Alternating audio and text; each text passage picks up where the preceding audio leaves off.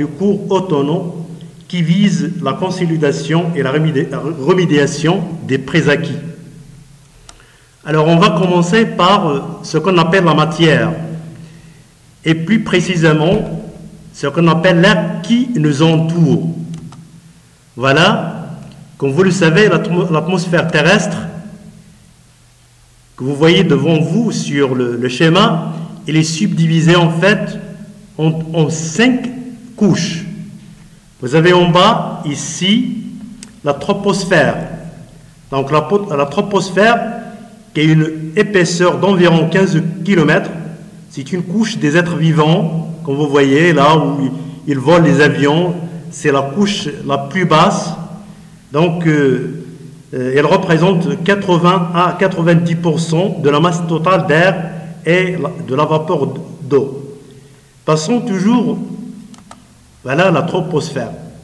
En deuxième lieu, vous aurez ce qu'on appelle la stratosphère. Donc la stratosphère qui s'étend elle aussi jusqu'à 50 km.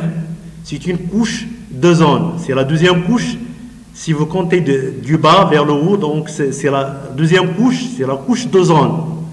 Donc passons à la troisième couche qui s'intitule la mésosphère. Donc la mésosphère, elle s'étend en fait jusqu'à 80 km. C'est une couche qui est généralement froide. Donc en quatrième, vous aurez la thermosphère. Donc ce sont des couches de l'atmosphère terrestre. Donc elle aussi, elle s'étend jusqu'à 800 km. Donc sa température est très élevée. Alors vient en dernier lieu ce qu'on appelle l'exosphère. Donc on n'en parle plus puisqu'il nous intéresse tout simplement les 4 couches. Alors passons au mouvement de l'air dans l'atmosphère.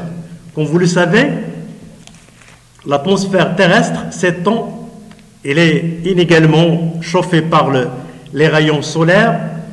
Il en résulte en fait 2 zones différentes, tout à fait différentes, comme vous voyez en bas.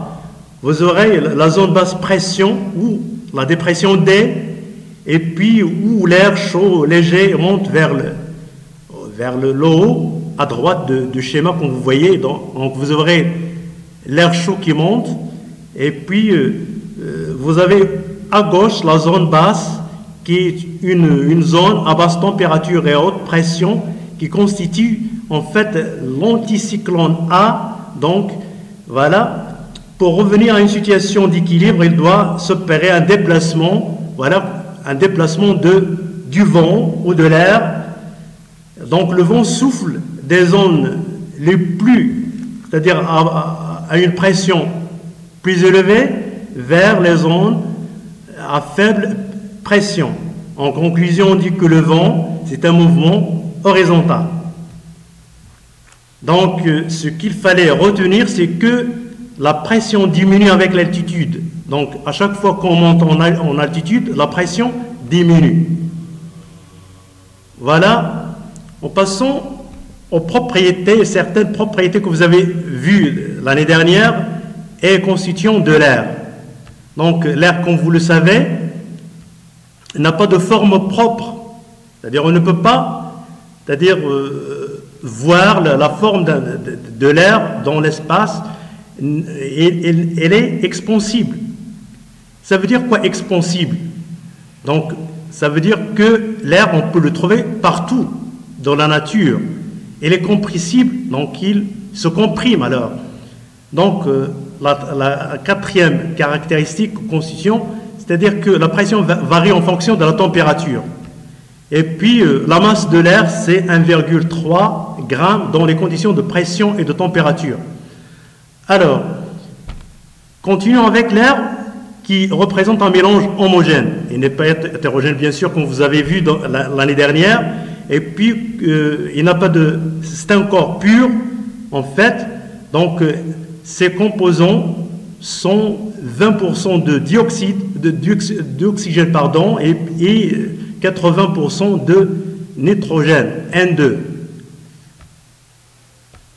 Voilà, passons au troisième chapitre qui s'intitule les molécules et atomes. Vous avez la matière est constituée en fait de molécules. Et la molécule elle-même est constituée d'atomes.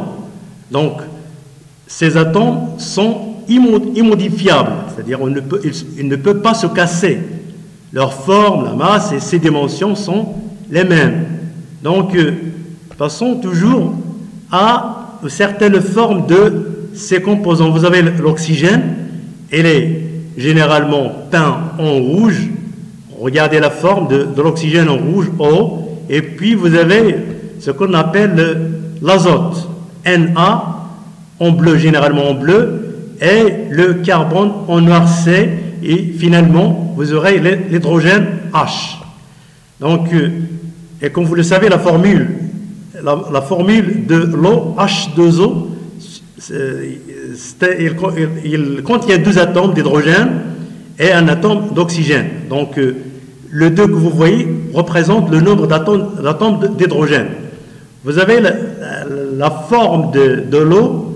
Vous voyez, il y a une molécule d'oxygène liée avec 2 molécules d'hydrogène en blanc.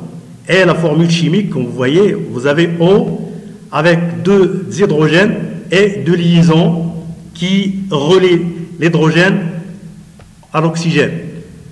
Et vient en dernier lieu un exercice d'application que vous allez faire et nous allons c'est-à-dire le corriger ultérieurement. Donc on vous dit on tire sur le piston d'une seringue bouchée.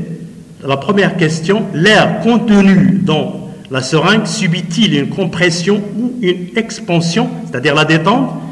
Et la deuxième question, y a-t-il de variation de volume de l'air emprisonné, sa pression, le nombre de particules enfermées dans la seringue, et puis en dernier lieu, la masse. Voilà à suivre. Merci.